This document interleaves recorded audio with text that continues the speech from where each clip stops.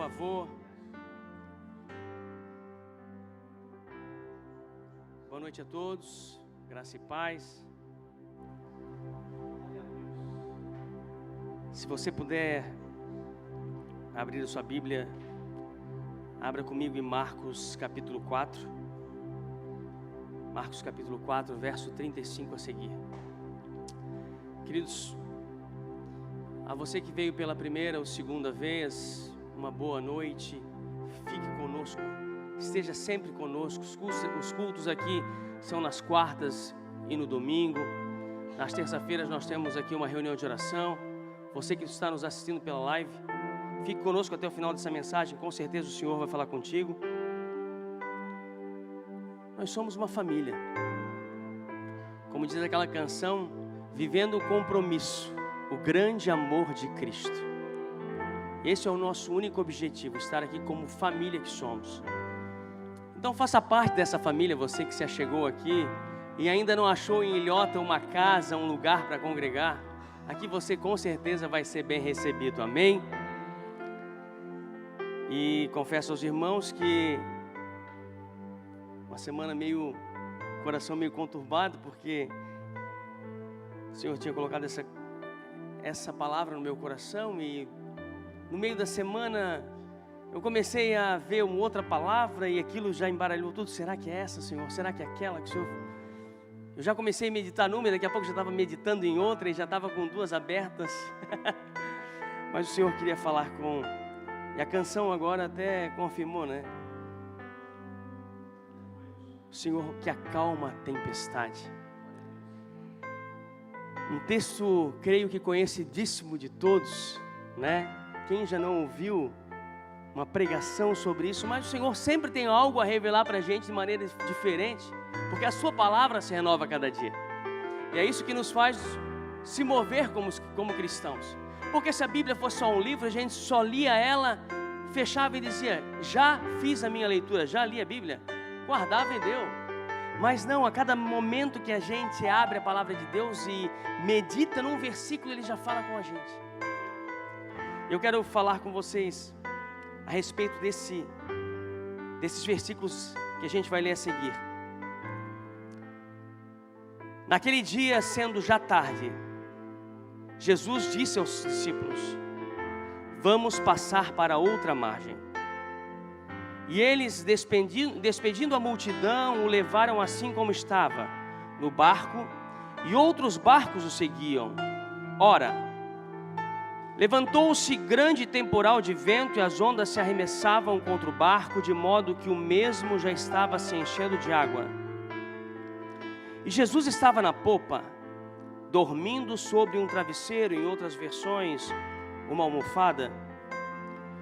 Os discípulos o acordaram e lhe disseram, mestre, o Senhor não se importa que pereçamos? E ele, despertando, repreendeu o vento e disse ao mar, acalme-se, fique quieto. O vento se aquietou e tudo ficou bem calmo. Então Jesus lhe perguntou, por que vocês são tão medrosos? Como é que ainda não têm fé? E eles, possuídos de grande temor, diziam uns aos outros, quem é este, que até o vento e o mar lhe obedecem?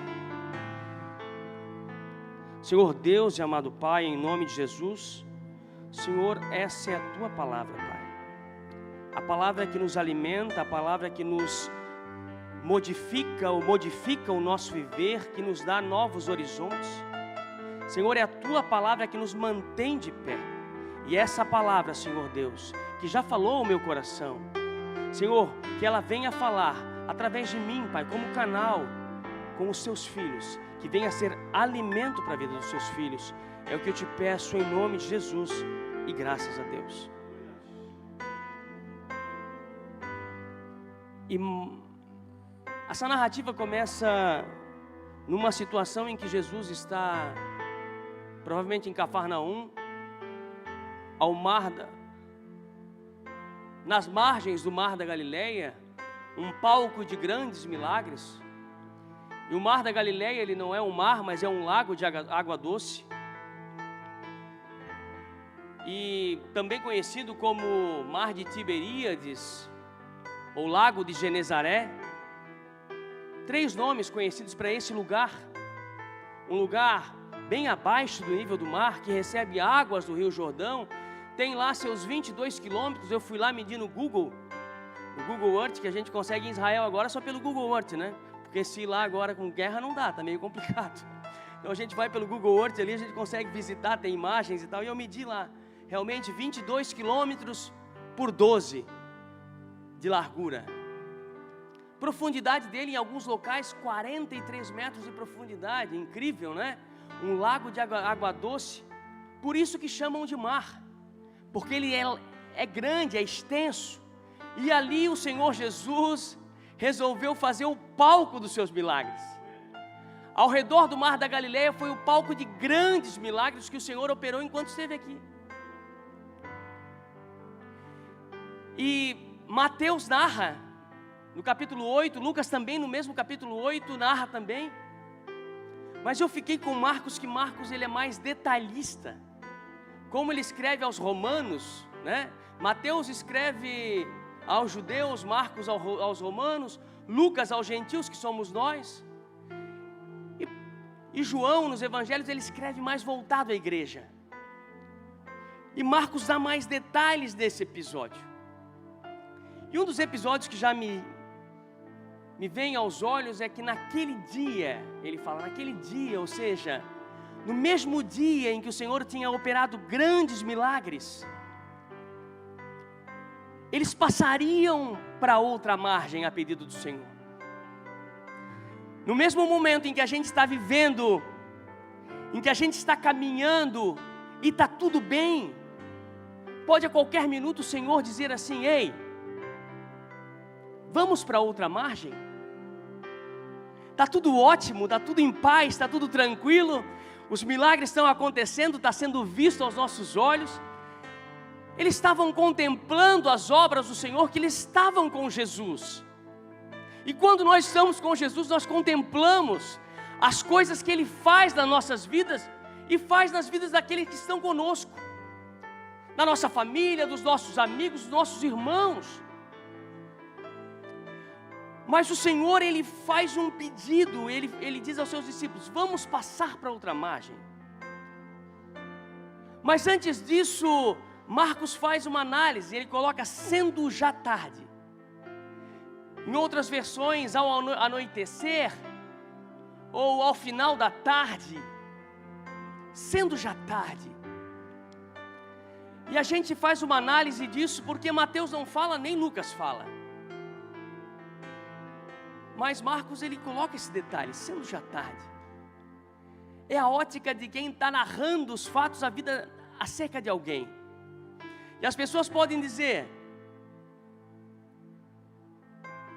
será que já não é tarde para ele passar para outra margem? Será que não é tarde? Será que não é tarde já para o pastor Ricardo agora? Vamos colocar esse, eu não posso, o Senhor falou muito claro no meu coração, não despreze a unção, porque eu nunca dei bola para título, mas Ele falou muito claro comigo quando eu levei isso meio que, pastor, e aquilo veio forte no meu coração, não despreze a unção.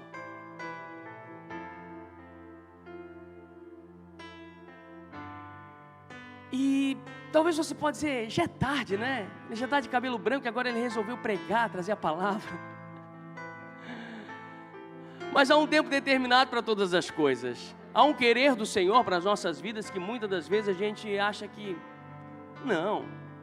Aos olhos dos outros isso é muitas das vezes mais julgador ainda. Para. Agora. Depois de fazer tudo errado, depois de aprontar um monte, quase destruiu a família, está em frangalhos, ele resolve querer ser santo, diz ele que é cristão, que é evangélico, que é crente.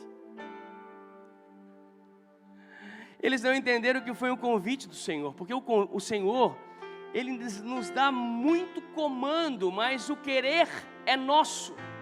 Ele diz assim: vinde a mim todos vós que estáis cansados e oprimidos, sobrecarregados.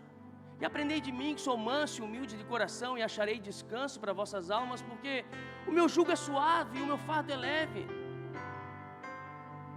Ele nos convida, mas Ele faz um convite, mas a escolha é nossa.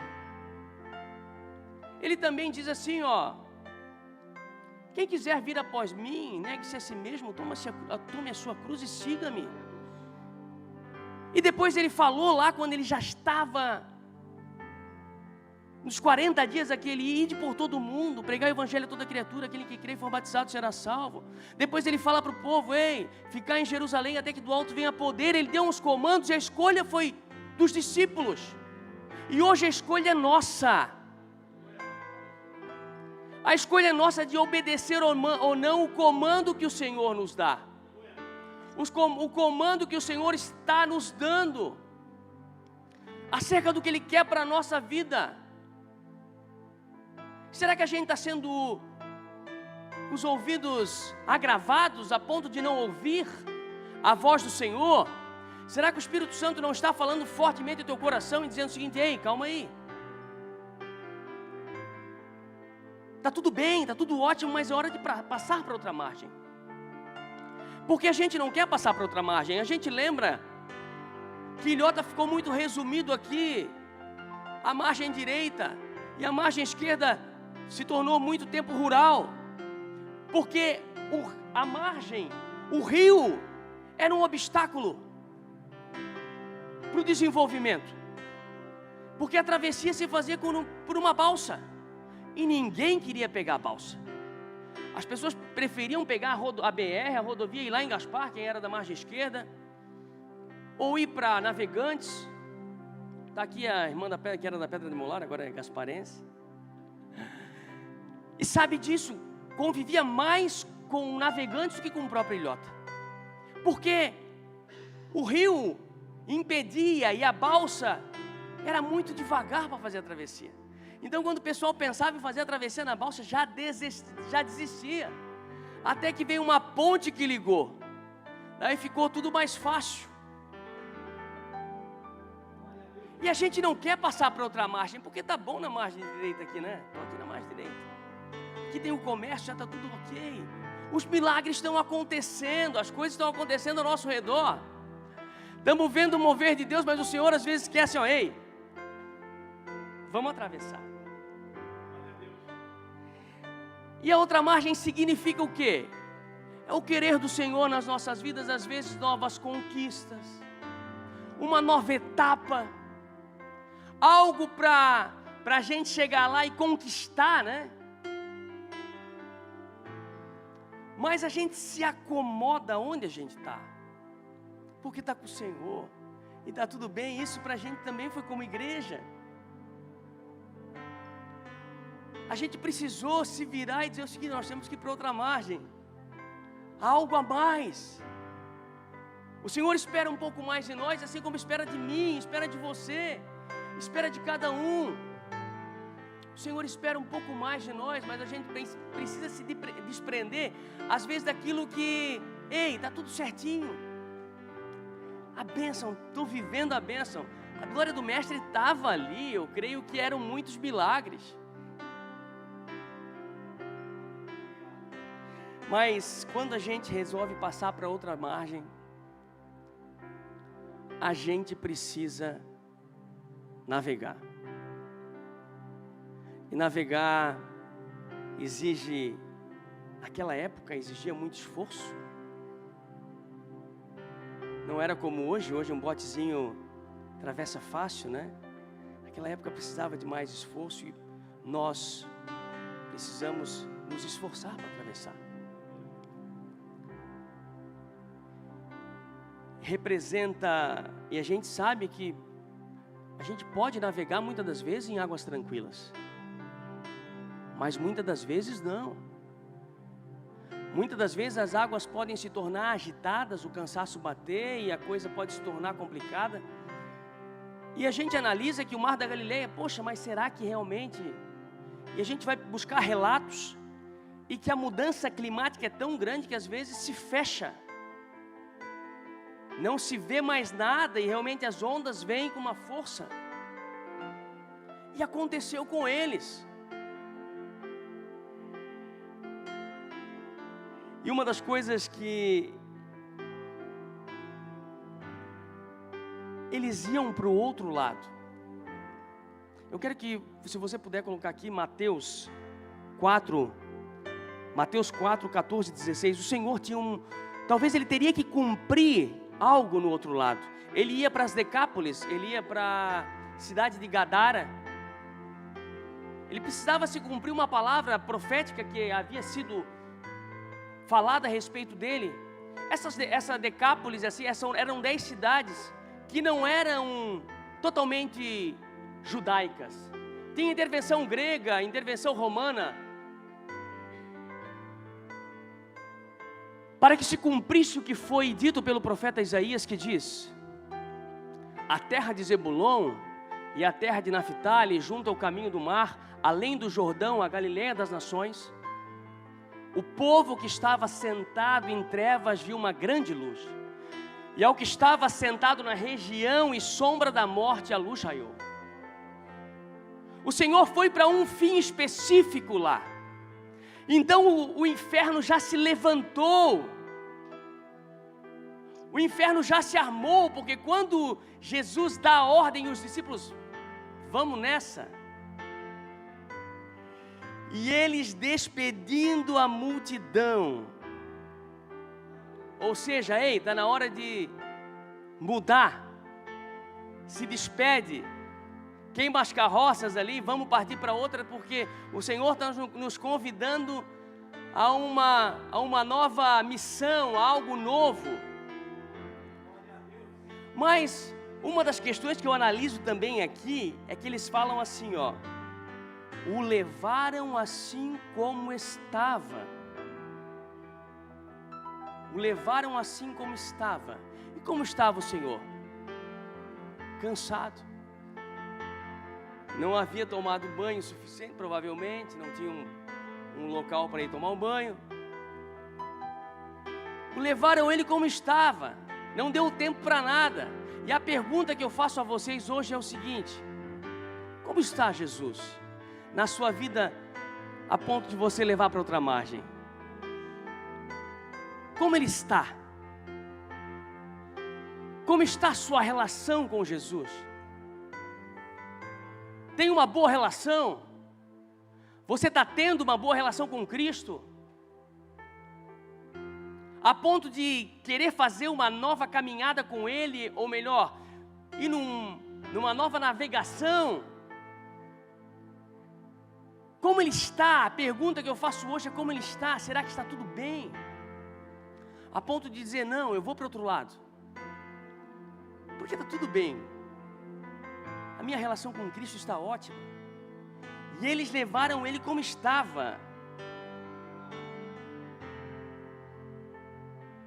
E eles levaram Ele como estava. Igreja, estão me entendendo? Pastor Fábio, ele me deu muito tempo hoje. Na verdade, o louvor começou cedo, né? E daí adiantou tudo aqui, e daí me deram muito tempo para eu pregar. Eu não quero ser muito chato, irmãos. Se tiver cansativo, vocês dizem, ó, já deu para ti. Queridos, fora de brincadeira, eu queria que você... E agora a gente vai partir para o outro lado com o barco. E o barco representa o quê? A nossa vida, a vida da nossa família, a vida, o nosso trabalho. Esse barco pode representar qualquer coisa a respeito do nosso ministério. Esse barco pode representar muita coisa. E ontem nós estivemos aqui, pastor Fábio falou claramente, a gente acha que está tudo ótimo no nosso casamento, aos nossos olhos, porque a gente não olha com a visão do outro, a gente olha com a nossa visão, e para nós está tudo bem. E foi feita uma dinâmica ali muito simples, e a gente foi colocando os pontinhos ali, eu e a Aline, a gente morreu de rir, né? Porque era para se tornar uma roda ali, aquilo se tornou uma estrela. Porque a visão que eu tenho acerca de mim é uma visão muito... tudo certo, sou ótimo, sou um marido perfeito, eu ouço bem a minha esposa, E ela só ria, eu botei tudo, quase tudo 10 assim. Ela disse, mas o que tu vai botar isso? Fora de brincadeira, eu coloquei o que era para colocar mesmo, o que eu achava. Mas o que eu achava já como errado, ela achava mais diferente ainda. E a gente tem uma boa relação. Casados há, vai fazer 19 anos? 19 anos. Vai fazer 19 anos em setembro, dia 9 de setembro, né? 5 de setembro, é isso? 9 de 9, Amém. Eu esqueci. Queridos, então, entenda bem. Às vezes a gente pode achar que está tudo bem. Eu vou levar Jesus no barco e está tudo ótimo, porque eu estou bem com Ele. Vou para uma nova jornada com Cristo. Ele me convidou e eu estou indo. Estou seguindo a Jesus Cristo, né? Vou lá. Mas não está tudo bem às vezes. Porque a nossa ótica, o nosso coração é enganoso. Enganoso é o coração do homem. Mas à medida que eu e você começamos a nos aproximar mais de Cristo, mais erros nós vimos em nós. À medida que nós começamos mais a orar, mais erros nós vimos, preciso mudar. E eu não paro de falar isso porque eu vejo cada vez que eu preciso mudar mais e mais. Não estou dizendo que eu tenho uma vida errada, pecaminosa, não, mas é que a gente acha que a gente precisa mudar.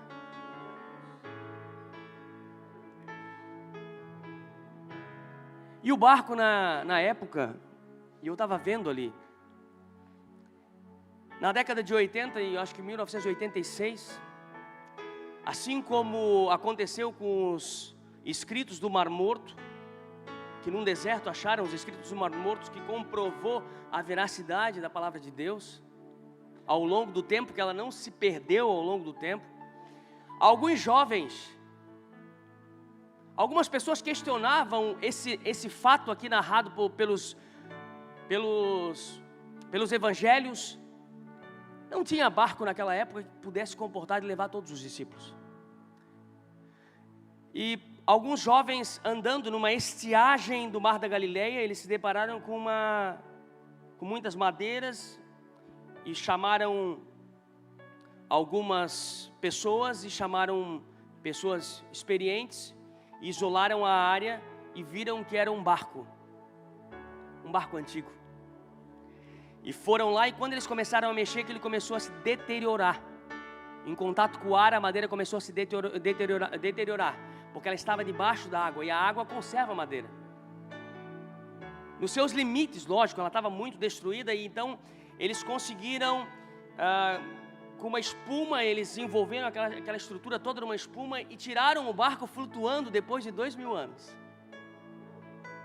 Tiraram o barco, levaram para um local especial e trataram aquela madeira e colocaram lá para exposição. O barco, ele mede 8 metros e na largura 2,35 m, 2,5 m, comprovando que todos poderiam estar no barco. Esse barco era da época de Jesus, era um barco de mais de 2000 anos atrás.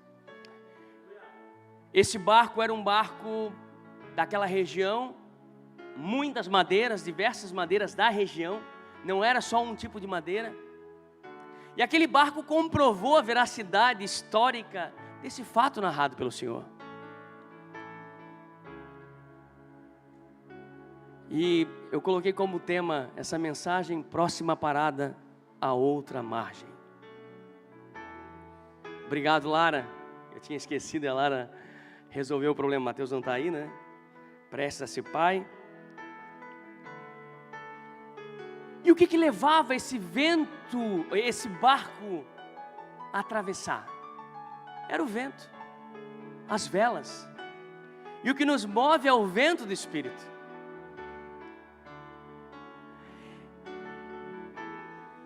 E mostrou lá as velas. E o vento bate e leva a vela. E quando o vento é contrário, é possível navegar com o vento contrário? Diz a física que sim. Colocam as quilhas nos barcos e o barco navega assim, e ele navega devagarinho, reduz a velocidade do barco. Aquilo que estava rápido na travessia ele tem que reduzir, porque vem o vento contrário. É o vento que muitas das vezes vem contra a nossa vida e nós estamos navegando. Certo de que nós vamos chegar na outra margem, já avistamos a outra margem, de repente se fecha tudo e vem o temporal. E muitas das vezes são situações permitidas pelo Senhor. Situações que o Senhor nos coloca para que nós venhamos a ser forjados como cristão, como família, como homens. O Senhor nos coloca muitas das vezes em situações para que nós venhamos a nos melhorar como pessoa. E muito mais ainda como cristão que somos. São situações permitidas pelo Senhor. Nós entendemos ali que ali o inferno estava se levantando porque tinha um grande milagre na outra margem que o Senhor ia operar.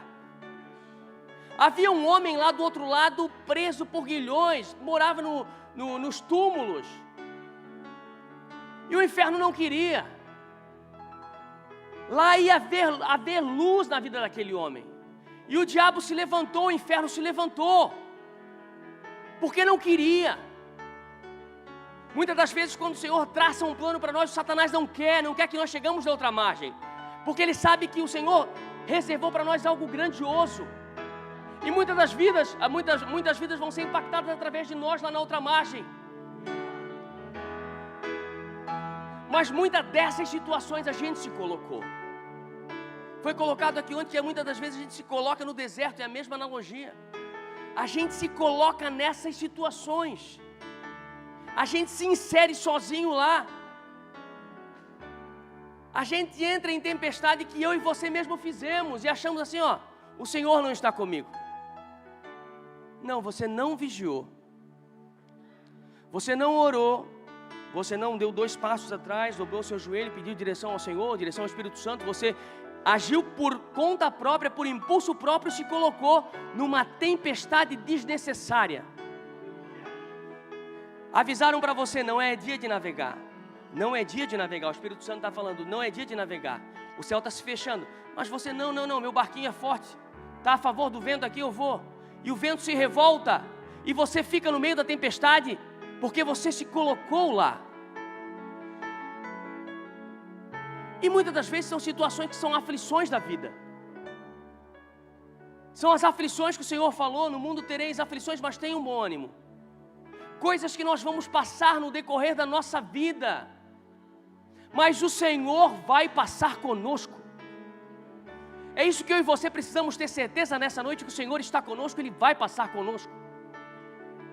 Independente do vento que soprar, se contrário ou não, você vai reduzir a marcha do negócio aqui, reduz a velocidade, baixa a vela, diminui, vai fazendo um zigue-zague, vai achando o melhor local e vai passar. Porque o Senhor é conosco. Se não fosse assim, não bastaria, não precisaria eu e você estar aqui essa noite. Se nós não tivéssemos essa certeza de que o Senhor é conosco, e Ele é conosco,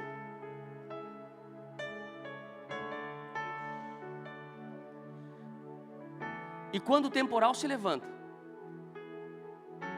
indiretamente, o que fica agitado são as águas.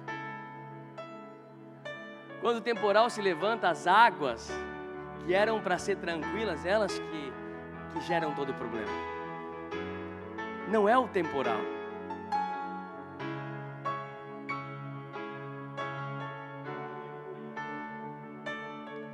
O que a gente imaginava que talvez a nossa vida aqui ia ser tranquila, se tornou conturbado. Talvez você fez um projeto, agora vai dar certo. Esse emprego aqui é o que eu sonhei, e você começa a caminhar ali, daqui a pouco você vê que as coisas, começa a perseguição, começa as dificuldades, mas a margem é logo ali, estava tão próxima, e de repente começa a se tornar pesado. Não desanime. Se o Senhor deu o comando para você, e você seguir o comando dele, ele vai estar contigo. Não desista de hipótese alguma. Não pare a caminhada, não é hora de parar, não é hora de pular do barco. Não tem como voltar. Tinha uma canção que falava assim, né? Não dá, Lá maior.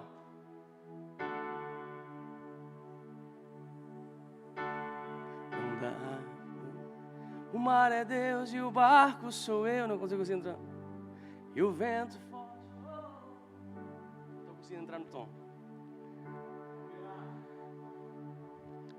Mas essa canção falava isso. Não era Lá maior, era Sol maior. Por isso.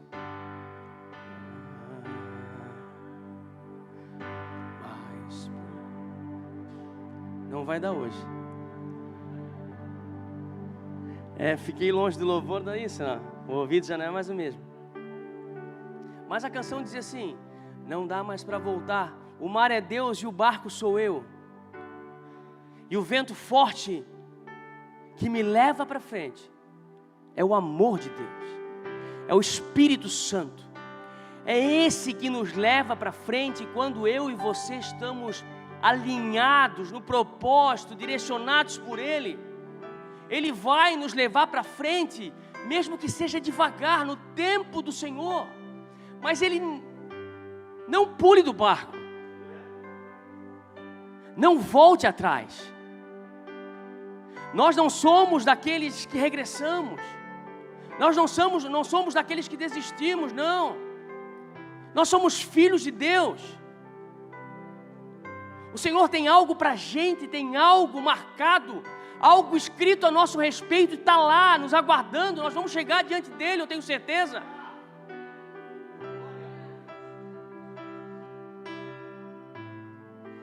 Ora, levantou-se grande temporal de vento, e as ondas se arremessavam contra o barco, de modo que o mesmo já estava se enchendo d'água. Aquilo que era para você navegar em cima dele, ele estava trabalhando ao contrário, enchendo o teu barco. Não, isso aqui vai ser bom para a minha vida. Eu estou surfando na onda, e aquilo começa a se reverter a teu favor, porque tempestades se levantaram. Mas não desista. Não desista. É certo. O que o Senhor vai fazer nas nossas vidas é certo. Verso 38, Jesus estava na polpa, dormindo sobre o travesseiro. A polpa é a parte de trás do barco. É ali que fica o leme. É ali que fica o comando da nossa vida. É ali na polpa que tem que estar o Senhor Jesus. Não é você. Vou para a direita, vou para a esquerda. Não, é o Senhor. O comando tem que ser dele, mas ele está dormindo. Mas ele tem tudo sob controle. É só ele acordar e, calma aí, vamos botar um pouquinho para a direita aqui, que vai dar tudo certo. Você tem deixado o Senhor Jesus controlar a tua vida? Ou você está achando que você é forte o suficiente? Não, é na força do meu braço. Meu braço é forte. Já tenho 47 anos, já tenho cabelo branco, agora eu posso fazer sozinho. Né? Aquele ditado popular que diz: Deus... Meu Deus, fugiu agora. Deus é sobre todo mundo, tipo assim, alguma coisa desse jeito que... As pessoas que não creem, não, Deus abençoa todo mundo, é tudo certo. É o mesmo Deus. Mas nós entendemos que nós somos guiados pelo Espírito. E a gente vê que quando a gente fala de... A Aline estava comentando sobre isso. E é notório, quando a gente fala de Deus, não, Deus é Pai, Deus é conosco. As pessoas dão amém, amém. Quando a gente fala, não, olha, glória a Jesus, o olho já se estala. Porque todo poder e todo domínio aqui está no nome de Jesus.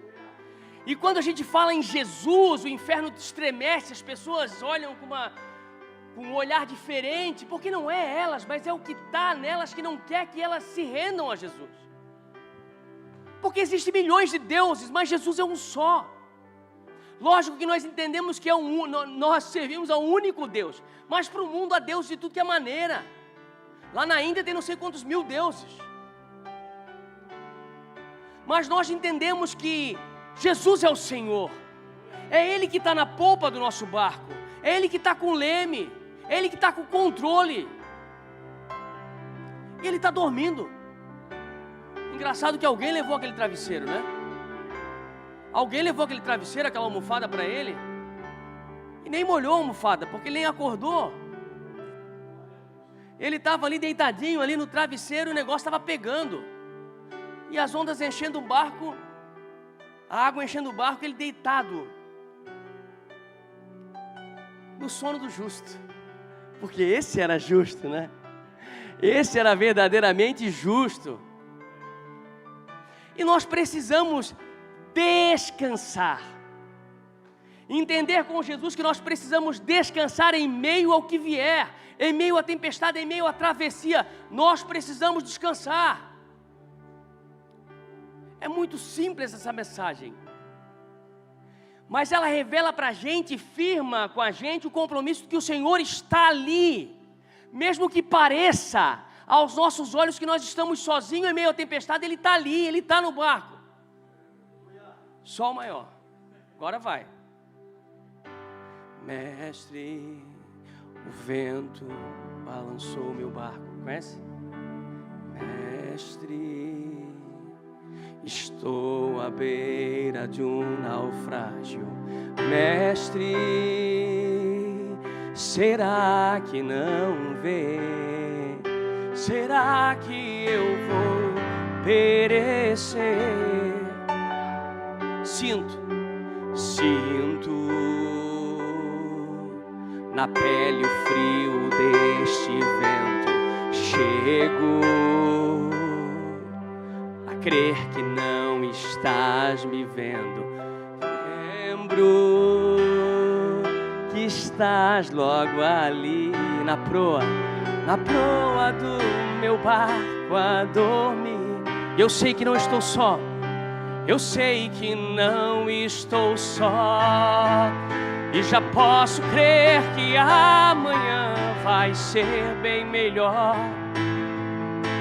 Só porque estás comigo eu posso clamar. Eu acredito, eu não vou naufragar. Só porque estás comigo eu posso clamar. Já tenho fé pra descansar nas ondas de um bravo mar. Sim, eu posso clamar. Mestre, vem me ajudar. Essa canção é linda e ela fala ao nosso coração que a gente pode clamar. Em meio à tempestade o Senhor está ali. A gente pode até achar que Ele não está. A gente pode até achar, não estou vendo ninguém. É aquela passagem que fala que no momento da dificuldade, por todo momento eu andava e eu via 4 pegadas da areia.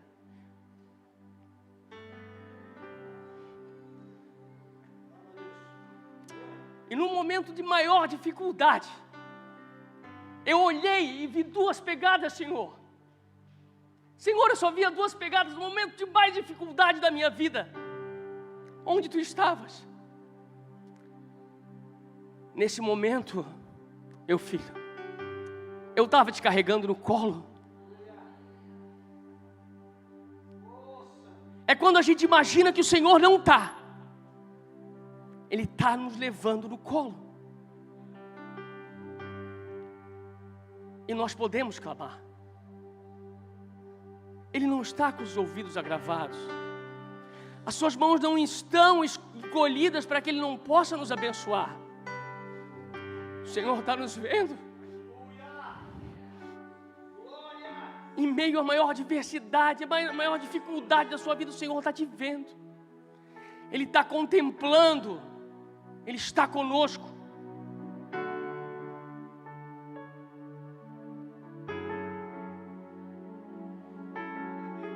Mestre, o Senhor não se importa que pereçamos. Senhor, você acha que você pode pensar uma coisa dessa? Que o Senhor não se importa com você? Ele deu a vida por você. Ele foi maltratado por você.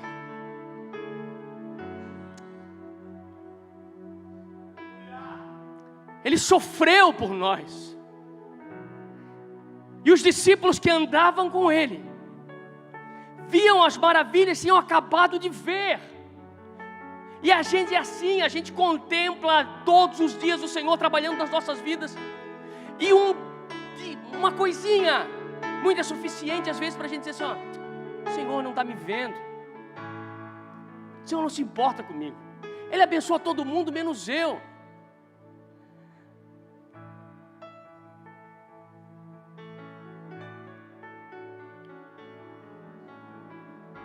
Isso leva a gente, como a gente tem chegado diante do Senhor, no momento da tribulação, como nós temos chegado diante dEle, indagando de qualquer maneira, ou dizendo, Senhor, eu sei em quem eu creio, eu sei em quem tenho crido, que no momento certo Tu vais se levantar com a Tua poderosa mão, e tudo vai se acalmar. E Ele despertando, é no momento que mais do clamor, pedir e dar-se-vos-á, buscai e achareis, batei e abri-se-vos-á, porque ao que pede recebe, ao que busca encontra, e ao que bate lhe será aberto.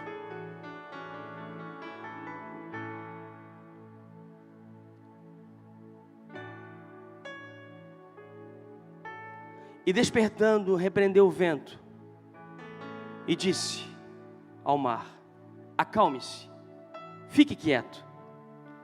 O vento se aquietou e tudo ficou bem calmo.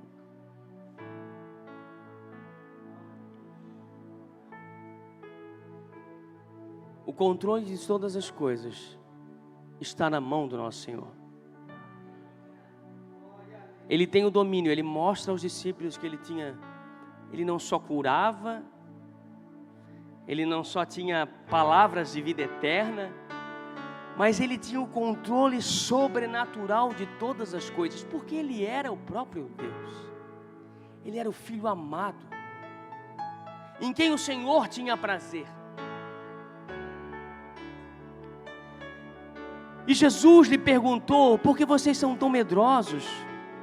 Como que ainda não tem fé? Ou seja, ei, diante de uma tempestade, diante do que vocês já viram, do que vocês estão vendo, vocês ainda se atemorizam diante de situações que são lhe colocadas, muitas das vezes para te testar, para te provar, porque o Senhor prova, porque Ele quer te aprovar. E você se questiona.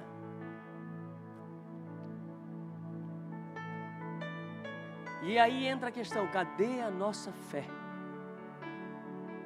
Né? Que a gente ouve falar de fé e se depara com os problemas.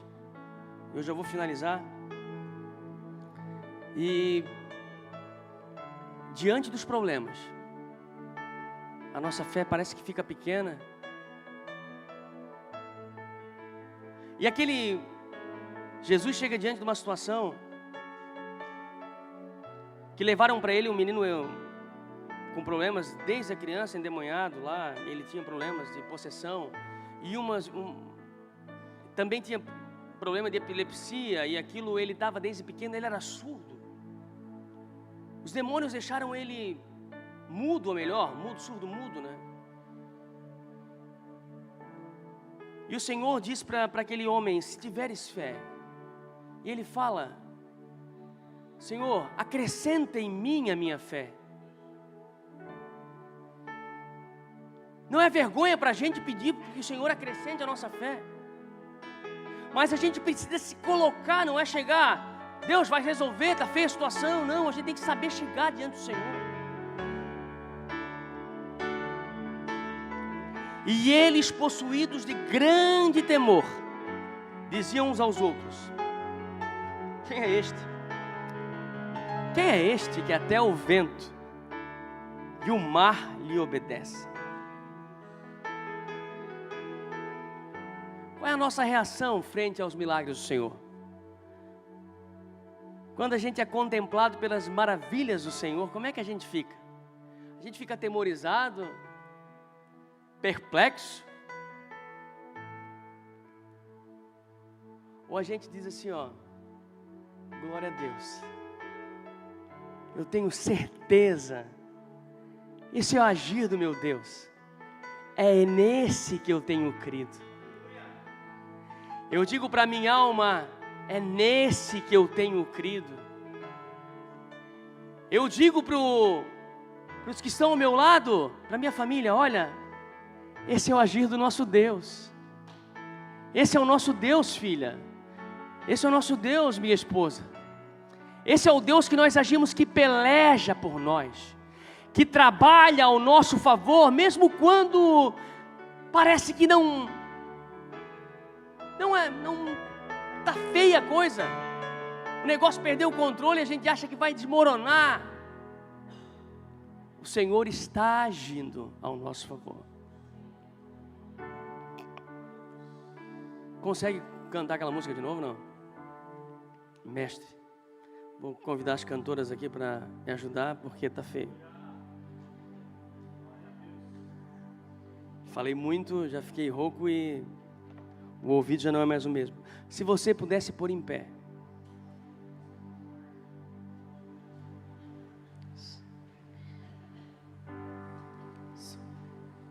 E você puder fazer um olhar para a sua vida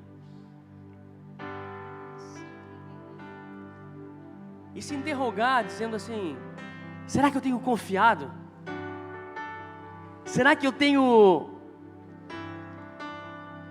Será que eu posso, se o Senhor me chamar para um novo propósito, para eu ir para uma outra margem, próxima parada, outra margem, ou seja, ei, eu vou entrar aqui porque o Senhor me convidou, e eu vou entrar, nós vamos navegar, e é certo que eu vou chegar lá, independente da situação. O Senhor é comigo. Se você faça uma análise, se você quiser vir até aqui à frente, nós vamos estar orando, nós vamos estar cantando. Cante. Mestre, o vento balançou meu barco, mestre. É só um balanço do barco. Estou à beira de um não é um naufrágio. Mestre, será que não vê? Nós não vamos perecer. Será que eu vou perecer? Sinto na pele o frio